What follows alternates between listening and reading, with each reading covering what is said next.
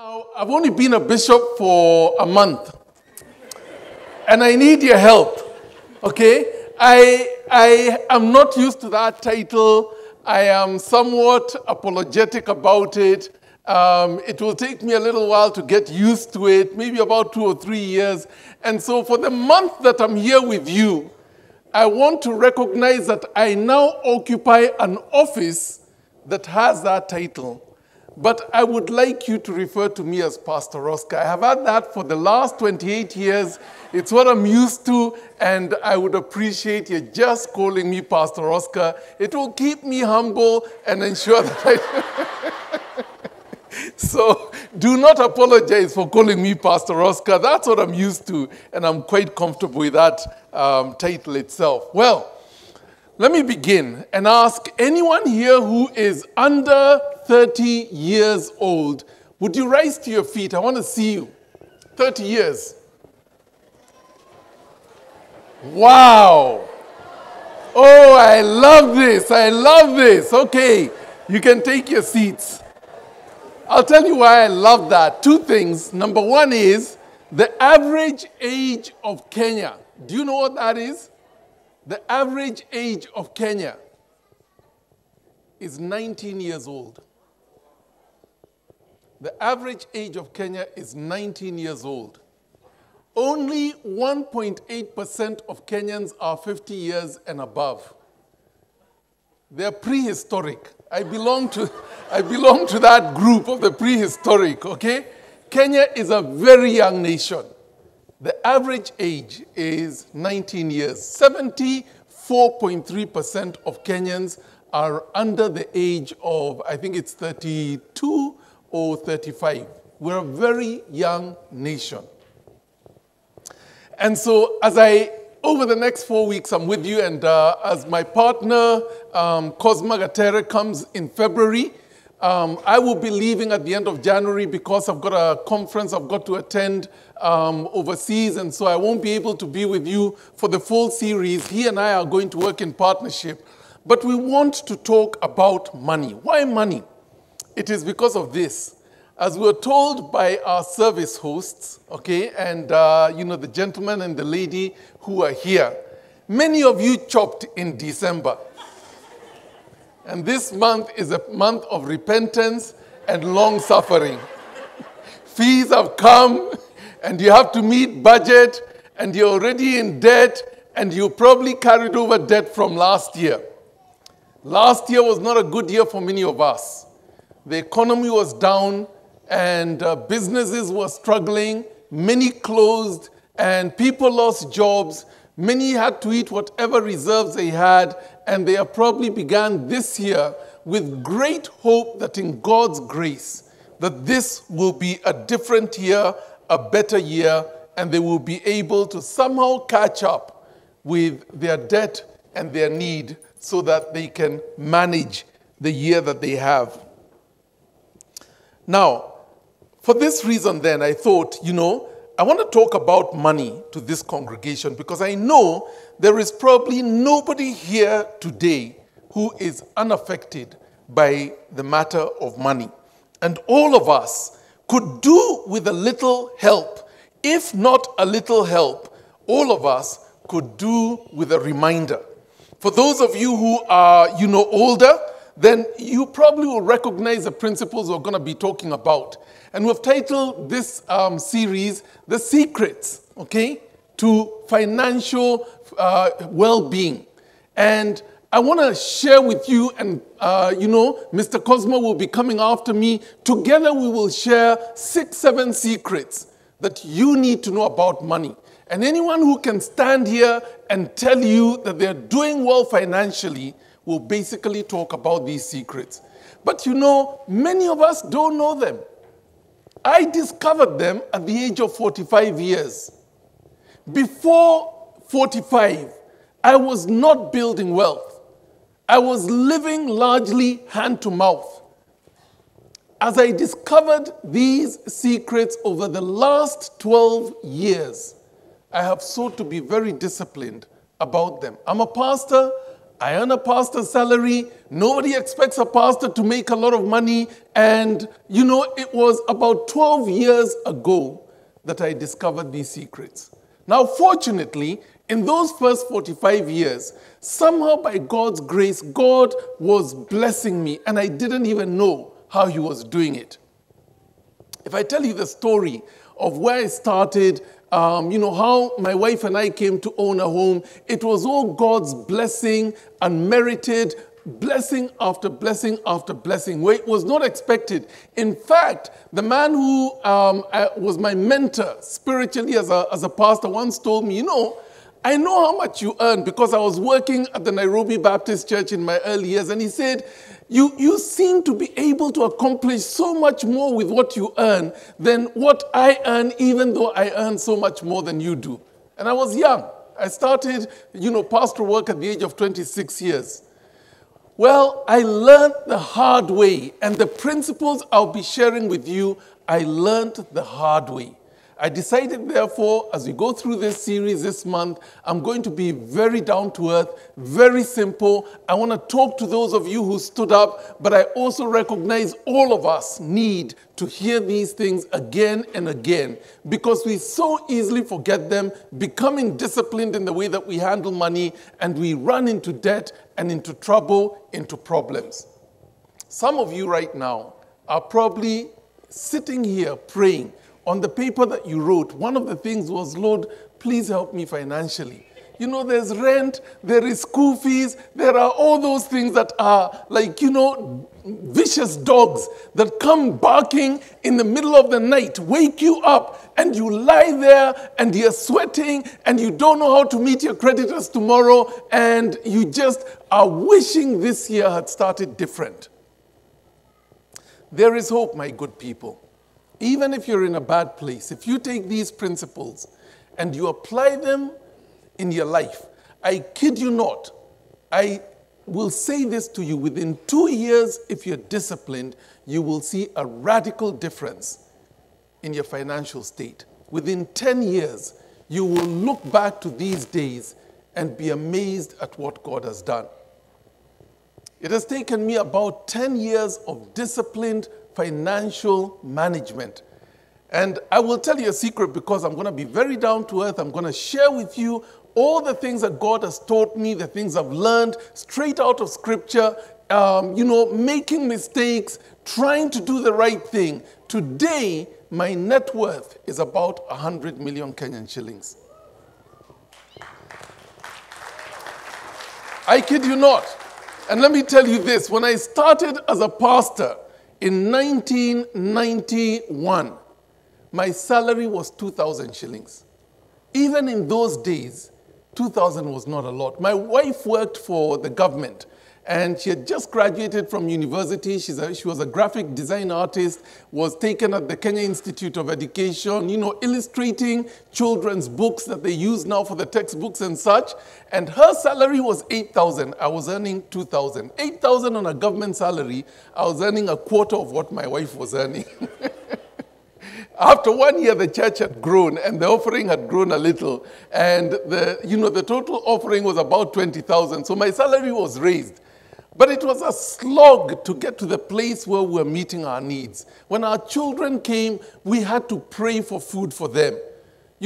My aunties and such would come, and our biggest struggle was we don't have money to buy food for our aunties who are coming. But in good African fashion, they would come with doma, with marigot, with bebe, with all those things. And we would leave, they would leave, and we had more food in the house than when they were coming. And we were good for a month. And then we'd be back on our knees praying for food. We started in a very rough place. But I have seen God's faithfulness over the years. I have never hit the jackpot. I don't have a rich uncle. I have not stolen anyone's money and not the church's money. I was once thrown in for a traffic offense. And you know how they always come to arrest you on Friday, okay? Because so that you can spend the weekend in the cell. Okay, what had happened was my dog, when I came out of the gate, had run out and frightened somebody who had jumped into the, path of an oncoming vehicle, moving slowly. But he had hit the vehicle, fallen down, and scraped himself pretty badly. Now, I took him to hospital. We covered that. It wasn't a break or anything. But about 2 months later, I was arrested. He went to the police and reported it, okay? And he said, he had lost his job. He couldn't walk. He was probably going to be invalid for the rest of his life and all sorts of things.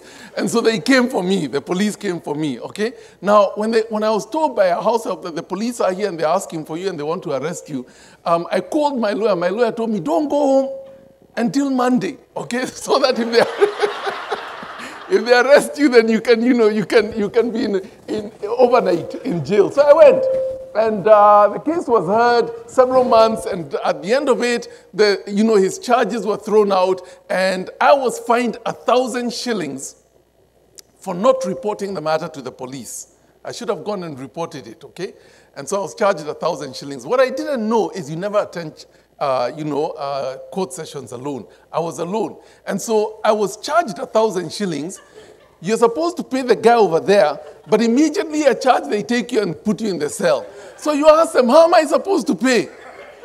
And they won't let you go. Nowadays, maybe we have M-Pesa. They won't let you go and pay. I had the money. They won't let you go and pay there. They throw you into the cell. So I was thrown into the cell. And then they would come into the cell and they would say, were several of us, because there were the weekend drunkards who were also in the cell. I had gone in a suit like this, and they knew I was a pastor, so they said, well, pastor, sasa, where keti kwa kiti hapa. Nyinyi ingine, simameni. Everybody would stand up, and I'm the only one sitting down, okay? And that corporal would go out. 2 minutes later, another one would come. Nani alimwambia msimame? Ketini chini. But we're a pastor, we're keti hapo too. So after some, they're doing a number on you. They're about to milk you for money. After some time, they came and told me, Sasa, pastor, wewe umestakiwa nini? And I said, sijafanya chochote. Nataka kwenda kulipa fine. No, sina mtu wa kutuma. Sasa, na kwa court, ulistakiwa nini? Umeiba pesa ya kanisa. But I can tell you for a fact, I have not stolen anyone's money. God has been good to me. And I have seen wealth. So let's talk about it, okay? As we begin this year, my hope is that we can, in a sense, make commitments that will help us move forward. And if you're here, and especially if you're under 30, I want you to listen with pen and paper. You know the saying that a short pencil is better than a long memory. You can remember things. And by the end of today, you will not remember what I said. You will know that I spoke. It spoke into your life. You cannot remember the verses I referred to. You cannot remember how the principles tied together. I want you to attend with pen and paper. Because if you take these things and go and do them, no one will ever have to teach you again about money and how money works. So today I'll begin with the first of those principles. But let me say this, okay? Ask your neighbor.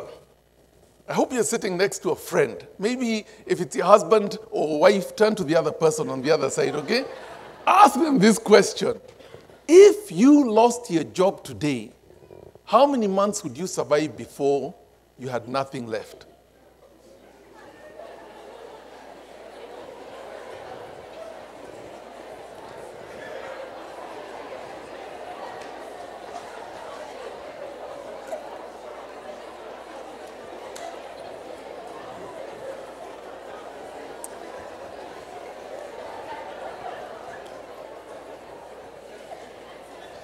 Now, the reason I say don't ask your husband or your wife is because you might have a dome after this.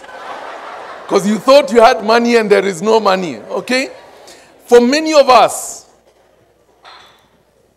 when we think about how we're doing financially, we're overwhelmed by a feeling of desperation, despair. Money and paying bills and finding fees and having something left over at the end of the month. Our service will say January has 90 days. It is long before the salary comes. And if you count, it's 30, but it feels like 90. Many of us know what that is personally. Now, everyone else seems to be doing well. You look at other people and they seem to be okay. Their kids are in school. They're driving the car. Yours is at home. There's no petrol in the fuel tank, etc., etc. Everybody else seems to be doing well. But we just never seem to make progress. And at the end of each year, there is this sense of despair that comes with January.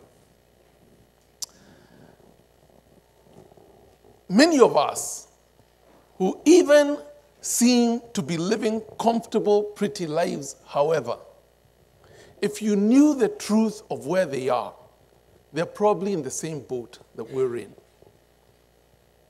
There are people who drive here with four-wheel drives, with new cars, with beautiful cars. The truth of the matter is that most of those are owned by the bank. They're not the true owners. And if they default on a payment, the car will disappear. Even the houses that many of us live in, and we call them our house, in truth, it belongs to the bank. And will continue to belong to the bank for the next 10, 15, 20 years until we have finally paid off everything that we own. What you see on the outside doesn't necessarily tell you what's going on behind the scenes. We're not alone. You know, we often think of countries like America as being wealthy countries. Everybody lives such comfortable, seemingly comfortable lives. But, you know, it's a lie, guys. Much of what you see on TV doesn't necessarily reflect the reality of people in the States per se. There are people who are desperately poor. They just never make it to TV. And so you don't know they exist. What we see on TV are all, you know, the movie stars and all the films, and everybody always seems rich. The houses look good. And yes, America is largely a middle-class, nation. When you talk about many of our African nations, we call them pyramidical societies. In other words, they're like a pyramid. There are only, a very few at the top who are rich. There's a small stream who are middle class. The bulk of people are at the bottom and they're poor. America is not like that. America is like an egg. There are some amazingly wealthy people at the top. But the bulk of America is a middle-class nation. And then there are people who are poor at the bottom. They're a different sort of society, but they are still poor. But even for that, nation, listen to these statistics. The average American saves only 5% of their income, which will not be enough for retirement. And that's where the crisis is. Nearly half of families have no retirement savings at all. Listen to this. In 2016, a survey found that 65% of Americans had less than 100,000 Kenyan shillings in their saving account. That's about $1,000. 65%. They're living large. They're living pretty. But they have nothing in the bank. And what you see on the front here says nothing about the reality of what's going on in the back office.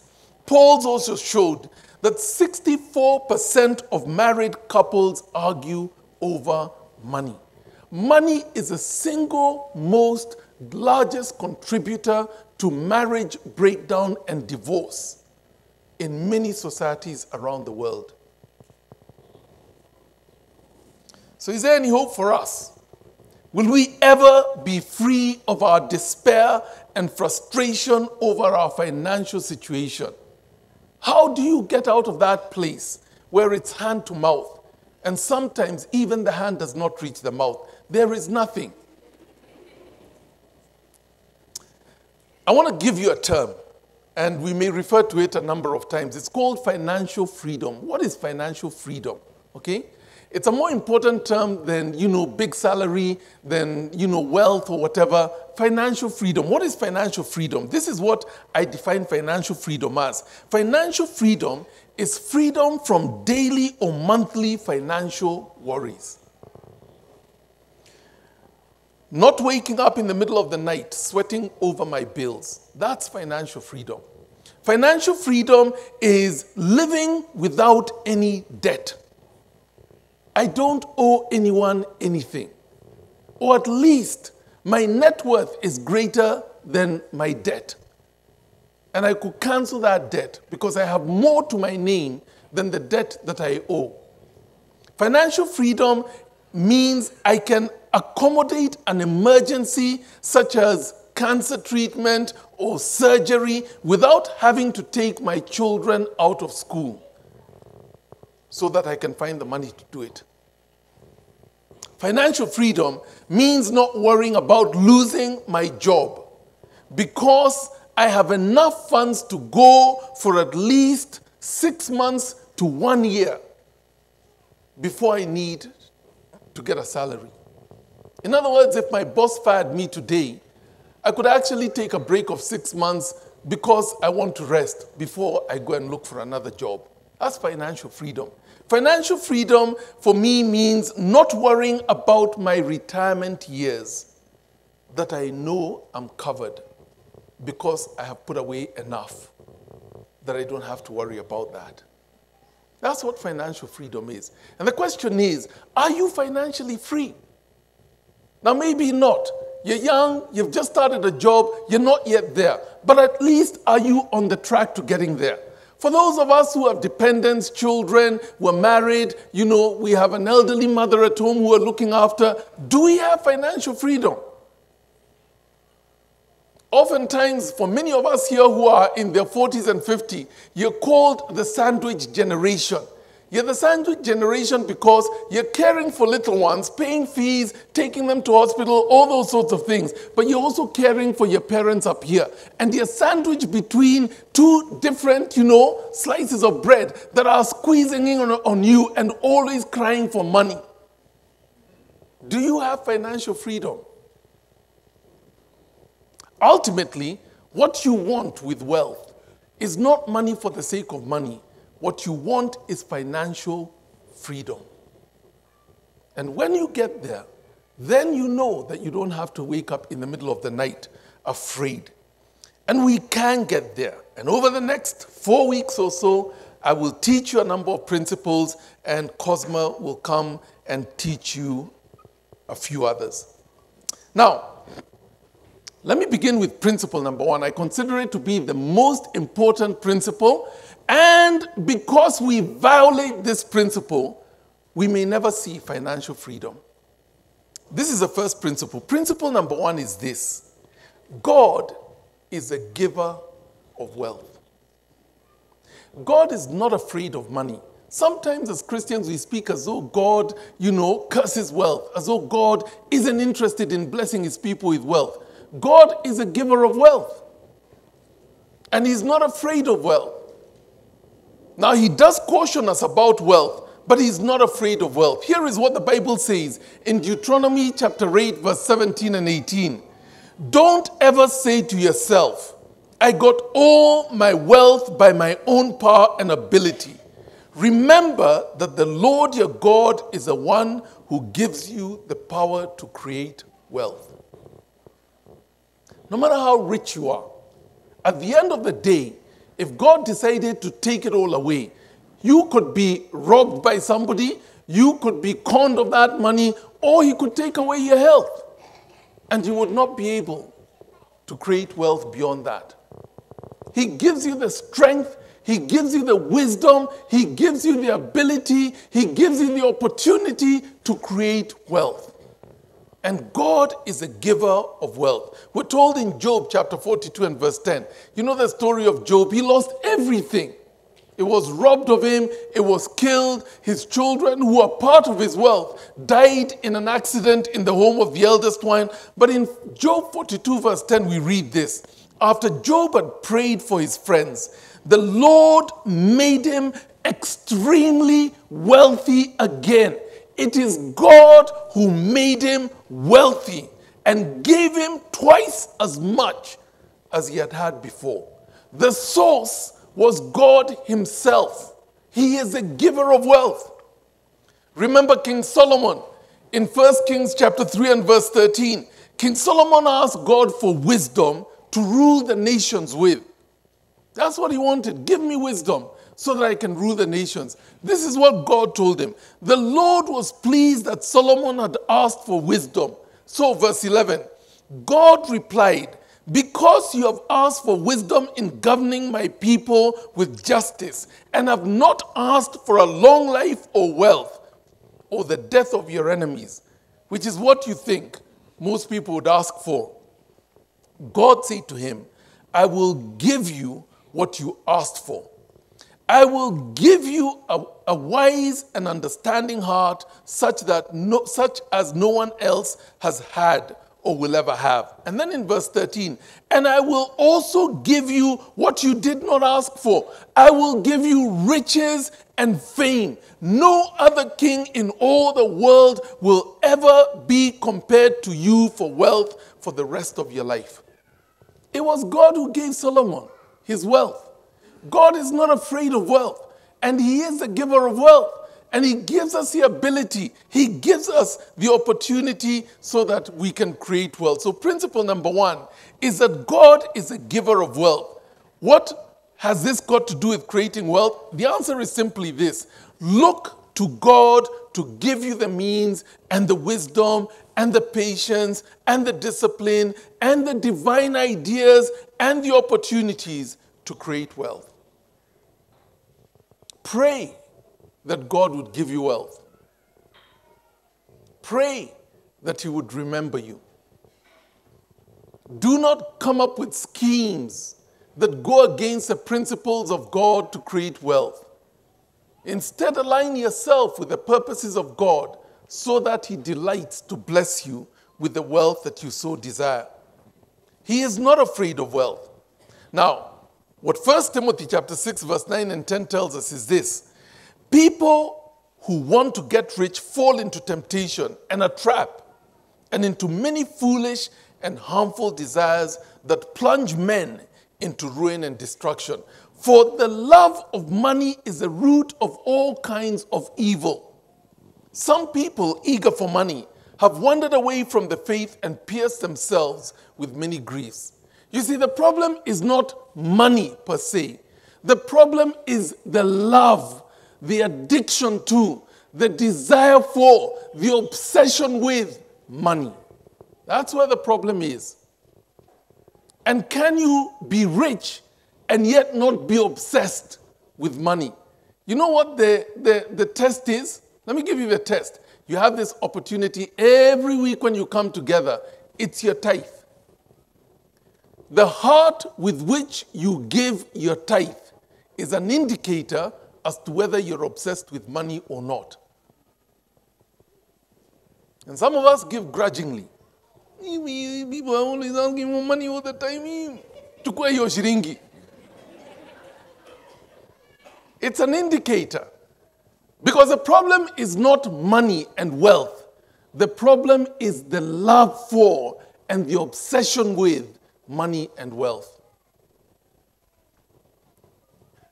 When you're willing to sacrifice your morals, your values, your soul, your integrity, your purity, even your family to get more and more money, that's where evil begins. But if those are not the issues that you are struggling with and can give to the work of God with generosity, you can be kind and benevolent to those in need, then why would God not bless you? Because the problem is in the money. The problem is in the wealth. The problem is the greed that often accompanies that desire for wealth. And you know, guys, these next 8 weeks or so is going to test you. Because for some of you, these are going to be 8 weeks of greed and how to make money. And that's not why I'm up here preaching. I want you to discover real wealth without the greed and the obsession that so many people are caught up in. That you can have the blessings of God, but they don't control you. They don't hold you. You can give them away if that is what God requires of you, and it would not, faze you. Now, let me say this. There are only 8 ways in which you can make money. Let me tell you what the 8 ways are. Number 1, the easiest one, is rob a bank. But in this country, all bank robbers eventually die a violent and horrible death. it will catch up with you sometime. Now, robbing a bank can be robbing your boss, robbing, corruption through corruption, robbing what is not yours, stealing from the coffers, embezzlement, whatever it is. But the Bible says in Proverbs chapter 1 and verse 18 and 19, men who rob others lie in wait for their own blood. They ambush only themselves. Verse 19, such are the parts of those who go after ill-gotten gain. It takes away the life of those who get it. So that's number one. If you want to get rich quickly, go rob, go steal, go be corrupt, go, rob a bank, but it will catch up with you. And God's curse on it is you are waiting, you are lying in wait for your own blood, because that will be the price you pay eventually. Way number two. Okay? Way number two is to be corrupt and do underhand deals. This seems to be a favorite among Kenyans in terms of how to gain wealth right now. You remember the little statistic that was released some time back about people under 30, if they had the opportunity to steal and be corrupt, would they do it? And I think the percentage was some amazing percentage. Like how much was it? Can you remember, Yvette? It was something like, 75 or 85% said yes, they would steal. If the opportunity came, they would take the money. Here's what Proverbs chapter 10 and verse 2 says. Ill-gotten treasures have no lasting value, but righteousness delivers from death. If your wealth has come through ill means, it will have no value for you.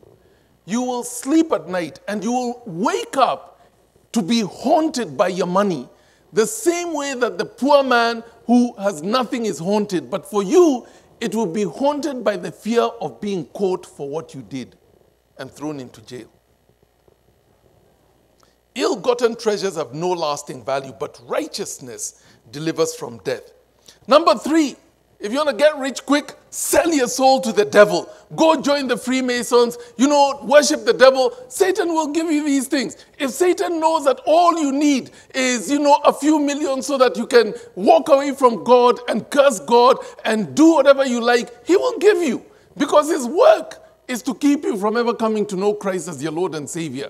At the end of the day, Satan wants to do everything he can to stop you from ever knowing Christ and the salvation of the cross. And if money is what will keep you from doing that, it is a small price for Satan to pay. And so he will give you the wealth if that's what you want, and you will never come to know, God as your Savior. If you're willing to worship Satan, to become a Freemason, to kill, to rape, to rob, to steal, to do whatever it takes, then he will give you the opportunity to do that. And indeed, there are many who are willing to do that. Matthew chapter 4 and verse 8 through 10 tells us that the devil took Jesus to a very high mountain and showed him all the kingdoms of the earth and their splendor. And he told him in verse 9, all this I will give to you. And he is called the prince of this earth. In that man, when God gave, man the earth to subdue and to rule over, what man did is he went and gave it to Satan in Genesis chapter 3. He went and handed it over. And so Satan took possession of that and now says, I will give you the kingdoms, and their splendor. All this I will give to you if you will bow down and worship me. And Jesus told him in verse 10, away from me, Satan, for it is written, worship the Lord your God and serve him only. So he has a power to give you wealth if you will sell your soul to him. Number 4, those first 3 are what I call, they are what the first 4 are what I would call the shortcut methods. If you want a shortcut to wealth, those are the methods. Then there are the gambling methods. Okay, if you want a shortcut to wealth now through gambling, win the lottery. Charity sweepstake, whatever it is. I gather today I saw on CNN that somebody actually won, I think it's called, what is it called? The lottery in the US. okay, I can't remember what the name of it is. It had built up to 350 million US dollars. And when the lots were drawn, it is known that somebody has the ticket. They don't know who it is yet, hasn't identified himself, but somebody has just won 350 million US dollars. So if you want to try that method, you can try. Okay? It's one of the ways. But let me tell you this. While many may get money that way, the reality is that many of those who, get their wealth that way, if you go on the web and read lottery winners outcome, okay, 95% of them curse the day that they won the lottery. Because it brought more trouble on them than they could have imagined. People go on drinking sprees, on cruises. A number of people are being killed because of the money they got. Just all sorts of tragedies because of their foolishness, having so much money. They quit their job. They start living the high life. They go on cruises. They start traveling the world. And within 3 years, yote imeisha. Nothing left. They have spent it. They're in more debt than before they won. Now, I know you're all saying, but me, I'm in the 5%. I'm not in the 95%. Me, I wouldn't do that. Hey, me, I know what I'll do. First thing you'd go and do is buy a car. Second thing you'd do is buy a house. Number 3 is buy a shamba. Number 4 is go and buy clothes. Number 5 is buy those, trinkets, gold and diamond and all this bling bling. Number 6 is buy the iPhone X. Number 7, before you know it, you have nothing left. Proverbs 13 verse 11 says this: money that comes easily disappears quickly. But money that is gathered little by little by little will grow. The way to create wealth is not to sit praying for a lottery win, but it is to be industrious and to work. Okay, number 5. You want to be rich. Number 5 is inherit wealth from a rich uncle or a rich auntie or somebody, who created the wealth, and they die and they pass it on to you. Imagine, they pass it on to you. That you got several millions, okay? You're being called by the lawyer to come for the reading of the will, and you hear you have just been given 100 million, okay? Inherit from a long-lost uncle or somebody. One Bible version says in Proverbs chapter 13 and verse 11 this, okay? I've just read that. Wealth gained quickly will dwindle away, but the one who gathers it little by little will become rich. This is so true, in fact, that you probably saw an article in the, international news. It was in our papers about, 6 months ago, that said some of the world's wealthiest people, Warren Buffett, Bill Gates, the late Philip Hoffman, just to name a few, have declared that they will not give their money to their children. There is a saying, no one should curse their children with wealth. Let me even teach you a new philosophy that's being spoken about more and more today. It's called die broke. In other words, by the time you die on your deathbed, you have given away your wealth, you have spread it out, you have spent what you need to, and you die broke. You do not have any value on your deathbed, except you put some aside to be buried with, and that's it. You die broke. And you do not pass it to your children. Remember, it is the one who is, who works little by little, who creates wealth. And when you get an inheritance, as we work so hard to try and give our children, all it does is ruin them. For the men, it creates what are called pink men. You know what pink men are? Okay, it's men who can't stand on their own 2 feet. They sponge on their wife. They don't know how to work. They have never earned a penny their whole life. They always waited for mommy to give them money, and they inherited daddy's money. And, they never even studied properly because they knew their father was rich. And they are pink men in the sense that they're completely effeminate and unable to take care of themselves. The ones who are kicked out of home at the age of 17 and they started with, peremende, selling on the matatu, peremende. Those are the guys who create wealth. because they learned the principles of money from an early age, and they worked hard, and they saved up, and they learned business principles, and they were able to generate wealth. And so when you pass your wealth on to your children, you're cursing them because you're taking away the opportunity for them to ever understand.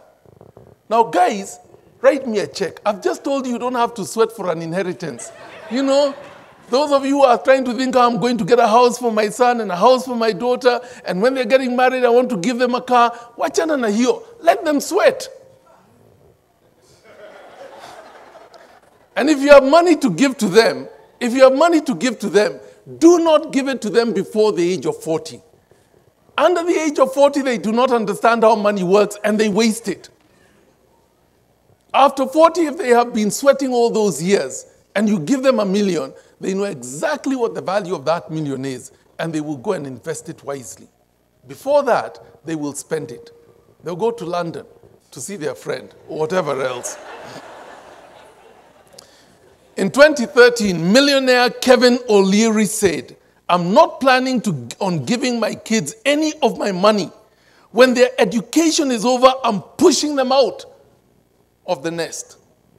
You want to prepare your children to launch their own lives. If you don't kick your kids out of the house and let them struggle with the stresses of the real world, they will fail to ever launch. Now, let me speak to the parents here. I hear in Italy, there are men who are still having their underwear and their clothes washed by their mother at the age of 35. And they don't move out of the home. And when they do finally move out, they want to move out into their wife's home so that they can be cared for there. I hear that there are men who stay with their parents, they're being cooked for, their clothes are washed, their rooms are cleaned, and the parents are even saying, you know, imagine I'm 80 years old and this son of mine of 40 is still waiting for me to come and cook for him. My kids, I kicked them out at 24 years. When they finish their university, I have two who have graduated. You finish their university and, they're ready. I tell them, I'm done. If you want to do a master's, here on Yako, me, I have done my part. You have now got a degree, you go, okay? I want you to go and live outside. I have only girls. I want you to go and live outside. I want you to keep your own home. I want you to learn how to cook, etc., etc., etc. Should God bless you with a husband, you will know these things. Should you never be blessed with a husband, you will know how to care for your home. 24 years. We'll give you some of our sufurias. If we have extra furniture, you can take that, but you go. And sure enough, both my daughters who are now married left our home at 24 years. Now, so that you don't traumatize them, you start telling them at the age of 12.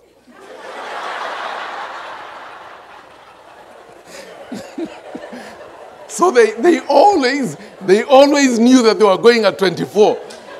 Now, I have 7 daughters, okay? I have 7 daughters. 3 of them are natural born, 4 of them we've adopted. And we tell them this. And so you should see my daughter now who is just about to finish campus. She's been buying tosufurias and getting ready to be kicked out. Bill Gates has 76 billion US dollars. But he's only giving, and for you and I will say, wow, okay, but he's only giving 10 million US dollars to each of his children. And he's written, and it's public in his will, that the remaining money should be given away to charity. Why? Because it happens over and over and over again. If you give wealth to your kids, you destroy them. Let me give them a push. Let me give them something to start them off. But I am not going to pass my wealth on to them. So if you're sitting waiting for a rich uncle to give you an inheritance, here, potea. I mean, move on. It's not going to happen, first of all, because, you and I don't have rich uncles, or at least me, I don't have. Now, let me just, tailor that and say, the Bible does say, however, in Proverbs 13 and verse 22, a good man leaves an inheritance for his children's children. So I'm going to leave an inheritance for my grandchildren. But you know what, guys? It's not going to be money. Because the Bible also says in, is it Proverbs 22 verse 1, it also says that a good name is better than silver and gold. So me, I'm giving them my name. My name has no corruption. My name has no scandals. My name has no issues. It's a sort of name when you go, you know, when they go now, my grandchildren go to Reverend Ondachi, who say, hey, you're Bishop Oscar's son. I mean, you know, his grandson. Come. I will give you a job. I knew your father. He was a good man. He had a good name. Come, I will give you a job. That's the inheritance I will leave them. And by the way, my kids are eating the inheritance now. All those sausages I buy occasionally, that is their inheritance. And the school fees are part of their inheritance. I'm not leaving them with money. I'll give them a good name. Okay, number 6, you want to get rich. Number 6 is join a pyramid scheme. Desi, you know, those many others. Kenyans really love this one. And whenever you hear, Ati, how much did you get? Ati, you invested how much? And you got 500% return. Kenyans are there. They flock there. The latest one reported in October 2016 was called MMM. Anybody here know it? It was run by a Russian fraudster who conned people in Nigeria and then came to Kenya and started it here in Kenya. How many of you bought into Desi? Yeah, I can see hands going up. Okay. Those are ways that will not generate wealth for you. Here are 2 honest ways, okay? 2 honest ways. Find employment, start a business, work hard, save over the long haul. And this is a way that the Bible talks about. God loves to bless the person who is honest, who is diligent, who never defrauds anyone else, who pays his employees a fair wage, who builds his wealth little by little. And I will teach you how to do that as we go through the next couple of sermons. You don't have to be corrupt to become wealthy. You don't have to steal. You don't have to sell your soul. You don't have to gamble. You don't have to play the lottery. You don't have to wish your father's death. You don't have to join. Yes. There are some people who say, I'm waiting for that to die. And then number 8 is this. Honor God in all your ways and let him take care of you. And for me, this has been what it has been. As a pastor, beginning off with very little at the beginning, I prayed that God would give me. In fact, my prayer was this: Lord, please, please, please, give me a home that no one can kick me out of because it's mine. And I also prayed, and Lord, please give me a little garden with that home. A green patch. You should see me now. I do have a little garden. I have grown grass on it that I care for and tender for. And when I walk on that grass, it is like walking on the clouds. Hallelujah. This is the Lord's grass for me. The Lord gave me this grass. I have an acre of land in Karen. And if I told you how God gave me that acre, it was a widow who had 24 acres. She was a believer. As she came to the end of her life, she said, I want to divide this up for my children, but I am setting aside 2 acres for a minister of the gospel. She wanted to give it back to God. And she knew me. I was a young man. I had been a friend of our son. And she came and she told me, you're the one young minister I know. I have given you 2 acres of land. Just like that. I didn't earn it. It was God's gift to me. I sold off 1 acre and used that money to build the house I live in now. So I have an acre of grass. I walk on it. It is green.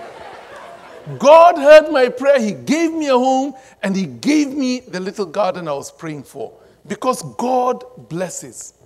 And you don't have to be corrupt to know the blessings of the Lord. So this is principle number 1. God is a giver of wealth. Go back to God. Pray about your financial situation. Tell him what the desires of your heart are. Pray about the future and your fees and all those sorts of things. Maybe you have 0. But God is able to create a universe out of zero, out of nothing. He can give you wealth, even if you don't have the money and etc. Now, let me just quickly, as we come, to the conclusion of this sermon, say a couple of things, okay? I want to put three conditions, these conditions, as three rules that he demands of anyone who wants to be blessed by him. In other words, it's not a free ride, guys. If God is going to bless you with wealth, then he is asking these three things of you. If you're not willing to give these three things, you will not see the blessing of God in terms of wealth. The two go together. And the first of those things that he asks is Proverbs chapter 3, verse 9 and 10. Honor the Lord by giving him the first fruit of all your income, and he will fill your barns to overflow. The first thing God asks for is that you would be faithful to give back to him. That you would tithe that which he puts in your hand. After all, he's the one who's giving it to you. And he asks you, give me back a tenth of that. And if you do not want to do that, are not willing to do that, then why would he continue blessing you? Think about it.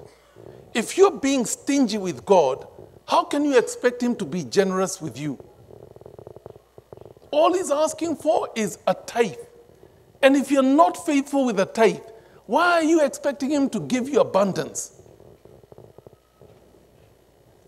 You put God first, and he will remember to put you first. You see, this is what a tithe is. God doesn't need your 10%. God doesn't need you to give him money. But it shows him the state of your heart. Watch him domo. All this, I love the Lord, I've never had, he's so good to me, and etc., etc. Give me 10%. And if you can't do that, then all this is talk that is empty. It is a test that God gives us. Here's why. He'll never bless some of us here. Luke chapter 16, verse 10 through to verse 12. If you can be trusted with small things, if you can be trusted with small things, then you can also be trusted with big things. But if you are dishonest in the little things, then you will be dishonest in the big things. If you cannot be trusted with worldly riches, then you cannot be trusted with true riches. And if you cannot be trusted with the things that belong to God or to someone else, then you will not be given anything of your own. That's in the book of Luke. He makes it plain. Guys, I will not give you wealth if I can't trust you. I have given you, I've asked you to set aside 10% for me, and you have refused to do that. Why would you look to me to bless you and give you wealth? After all, God is not going to bless you for walking in disobedience. He blesses those who are obedient. Stealing God's tithe is a sign that you cannot be trusted with riches, and you will always be in need. A tithe is a test of your heart. If you can give it with joy and give it generously and thank the Lord for it, then you're exactly the sort of person that God wants to bless. Because you're obedient and because you have taken joy in giving back, recognizing that he's the one who has given you. And so I'd say, you want to know God's blessing? This is where principle number one is important. Stop fooling around with God's tithe. Begin there. Let him see that you're committed. And yes, you need to grow into it. And yes, it's hard. And yes, sometimes you give it and there's tears in your eyes. And yes, sometimes you know exactly what you could do with that 10%. But you remember God and he will remember you.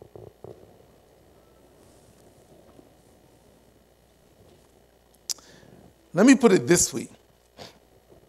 If you have a problem with giving your tithe, it's not a financial problem you have, it's a spiritual problem. Number 2, be generous to others. In other words, as God gives you, be generous to others also. Give back to God what is his. He asks that you would give him 10%, but be generous towards him. Now, people come and ask me, so Pastor, am I supposed to give on my gross or on my net? I think it's a redundant question. I often answer this when I'll tell you this and, hear it. Do you want God to bless you on your gross or on your net? Okay? But in some senses, it's a redundant question for this reason. God asks you not only to give a tithe, but to also be generous to those in need. And if you are generous, then it doesn't matter that you gave on your tithe or net. You gave above and beyond just your tithe, and you are generous. Don't turn people in need away. When a poor person comes and knocks on your door and asks for food, give them food. Don't turn them away. When somebody is hungry and they need to be fed, go pay for a meal for them to eat in a restaurant. When somebody needs warm clothes, sometimes you see, a washerwoman come to your house and knock, and you can see she's not well clothed because she can't afford to buy good clothes. But many of us have clothes in our wardrobes that have been lying there and we don't know what to do with them. Ladies, let me give you a little rule of thumb, okay? Rule of thumb, okay? Rule of thumb is this. If you haven't worn it for 6 months, give it away. If you haven't worn it for 6 months, and if you can't fit in it, we're going up, we're not going down. Give it away. Give it away. Okay? Maybe God will bless you by bringing you down. There are ladies who keep their wedding dress 30 years. The thing has gone gray because the cloth, began to lose color and etc. Give it away to a lady who needs to get married and, can adjust it and doesn't have to spend 10,000 on a wedding dress. Shoes that you're never going to fit in again or that you don't like, give them away. Never turn a person in need away. Proverbs 19 verse 17 says, he who is kind to the poor lends to the Lord, and he will reward him. God will reward him for what he has done. So what is generosity? Okay? I had somebody up here today and, say that, they're giving their tithe. Guys, let me tell you, generosity begins at 11%. 10% is just the law. That's what he's asked you to give. That's what the law commands us to give. That is you're just being obedient by giving 10%. Generosity begins at 11%. And so that's the second thing. Be generous to others. Number 3, do not put your trust in money. You begin by accumulating wealth. It becomes an obsession. And soon you have more trust in money than you do in God himself. If you came to me after after the service and said, well, his net worth is this much and he's a bishop. Since as a bishop, when he said, dear Bwana, I haven't paid rent for this month of January. Sin, you help me. And I told you, okay, I'll talk to Pastor Ondachi. I'll pass on, 50,000 to him and you can come and collect it tomorrow. Today you would sleep. I'm happy. You would sleep very well. Why is it that when God gives you a promise, you don't sleep as well? You see, it may well be that you have more trust in money than you do in God. He has said he will provide for you, he'll care for you, he'll look after you. But when he gives you a promise, I would rather see, show me the money. I'd rather see the money than have the promise of God. Do not put your trust in money. Deuteronomy 8, verse 11 through 18. Make sure that when you eat and are satisfied, build pleasant houses and settle in. See your herds and flocks flourish, and more money come in. Watch your standard of living going up and up. Make sure that you don't become so full of yourself and your things that you forget God. If you start thinking to yourself, I did all this all by myself. I'm rich. It's all mine. Well, think again. Remember that God gives you the strength to produce all this wealth. Do not put your trust in money. And so this is the first principle, guys, that we're going to learn. We're going to learn very practical things. Next week, we're going to start on very down-to-earth things. But until this principle is in place, everything else is meaningless. If you're robbing God, let's not even talk about him giving you wealth. Begin with principle number 1. Be faithful to it, and God will bless you. We're in a new year. Make a commitment, Lord, this year, I will be faithful to give towards you. And I kid you not, guys, you will see the goodness of God. It may not come in hard cash. Mine didn't. Mine was a gift of a property. It wasn't cash. I never actually dealt with the cash. It may come in health. It may come in blessings of, employment. It may come in so many different ways, but you will see the wealth of God. Begin with principle number